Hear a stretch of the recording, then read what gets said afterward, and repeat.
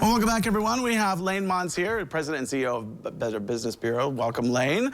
You know, love is in the air with Valentine's Day coming along, and so it means people might be looking for love, but they might be looking for it in all the wrong places. Oh, I thought about that song title. You got to that line before I did. Oh, today, Chris.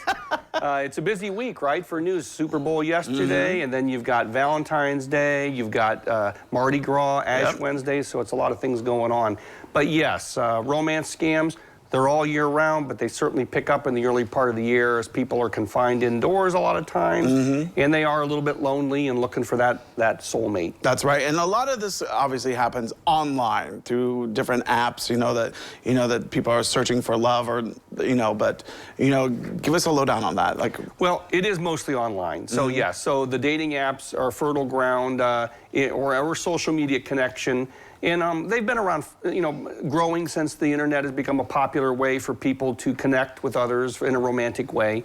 But they are, picking up even more during Valentine's Day. But particularly this year, there's a little twist on the typical romance scam, and that is the new sugar daddy or sugar mama, to be equal opportunity here, sugar daddy or sugar mama scam, where somebody online will reach out to an online profile and say, I'm really looking to pay for someone to do romantic favors and be part of my life. Yeah. They're just very upfront about it. It's still a scam, though. Right. And normally they would ask you for, there's lots of money transfer, I would say, go along with that, correct? Well, so first they get you into the emotional state where you want, you think you found something that's going to work for you.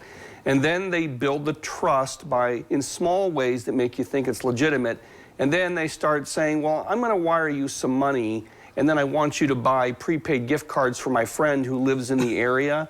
And as soon as that happens, you're in trouble, right? Yeah. Exactly. Now, is this something that happens a lot to people? Do people actually fall for this? They are falling for it, yeah. And one of the big red flags I caution people on, and BBB cautions, and you guys were showing some online pictures on the screen I was watching while we were waiting to come on the air. And they were all very young, very attractive people. Now, I'm not going to disclose my age, but if I were to get a young woman like that responding to an online dating profile for me, I would have to immediately be suspicious because they're too young and too good looking, and that is a red flag. Right, exactly. Yeah. And if you don't know the person, obviously, one of the things that you sent me is research your date first. That's something that's very important. You want to know kind of like the background. I mean, you're getting to know each other. If it could be legit, you're getting to know each other. Sure. But if someone's from another country, or across the United States somewhere, maybe even in another state, or even apparently next door or something, you still have to do your research and.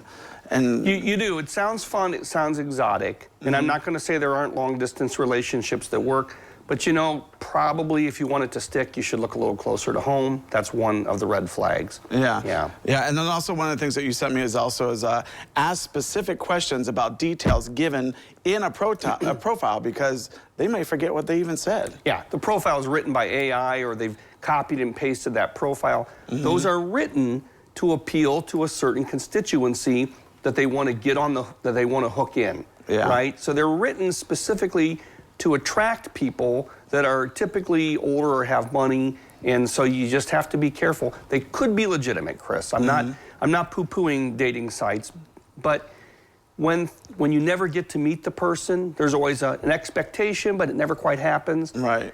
Be concerned. Because you never know if they could be videotaping someone else, or just taking pictures from another person's, let's say, Instagram account or Facebook account. You just don't know. Yeah. When they start asking for money, that's where you got to really be concerned. That's for marriage. Save that for marriage. That's a good point.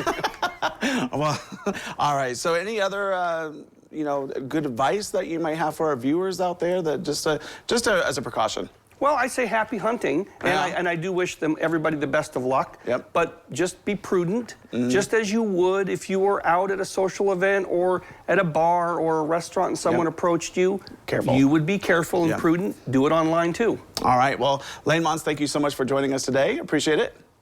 All right. Well, don't go away, because medical news is up next.